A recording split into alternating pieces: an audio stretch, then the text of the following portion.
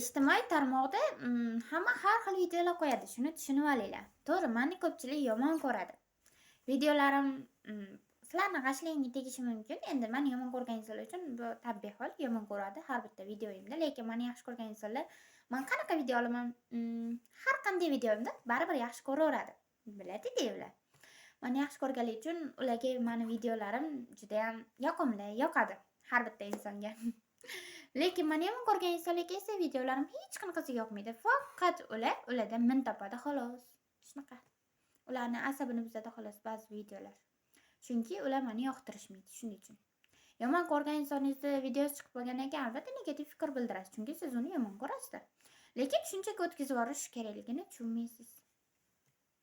Shunaqa. Xullas, nima bo'lsa ham, men sizlarni yaxshi ko'raman. Meni yomon ko'rasizlarmi, yaxshi ko'rasizlarmi? Buni menga ahamiyati yo'q. Baribir men sizlarni yaxshi ko'raveraman. Videolarim keladigan bo'lsa, endi bilasizlar, har bitta inson har xil yo'nalishlarda olib chiqadi. Ba'zilar azoblash xizmati deb yo'nalishlarni nomlab olgan, azoblash bo'yicha videolar olib chiqadi. Meni ham o'shanaqa devoribdi. Ko'pchilik azoblash xizmatidagi videolarni egasi devorgan. Endi mayli, nima desanglar deyoringlar videolarim. Har xil videolar men ham olaman.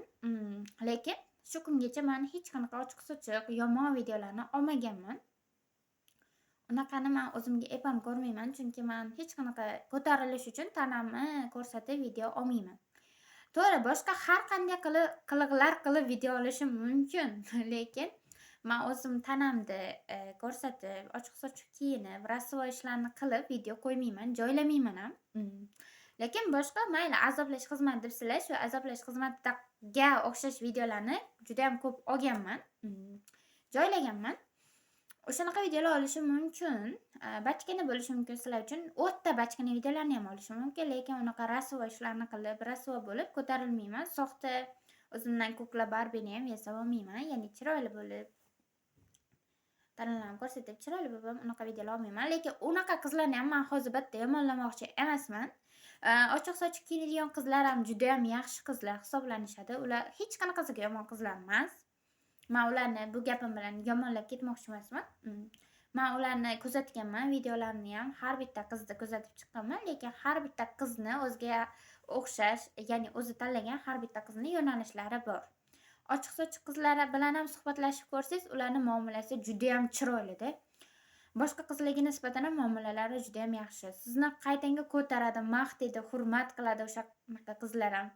Ular ham juda ham chiroyli. Endi o'zlari shunaqa yo'nalishni tanlagan. Har bitta insonning shunaqa yo'nalishlari bor. Shuning uchun har bitta insonning yo'nalishlarini sizlar to'g'ri qabul qilinglar. Yomon qizlar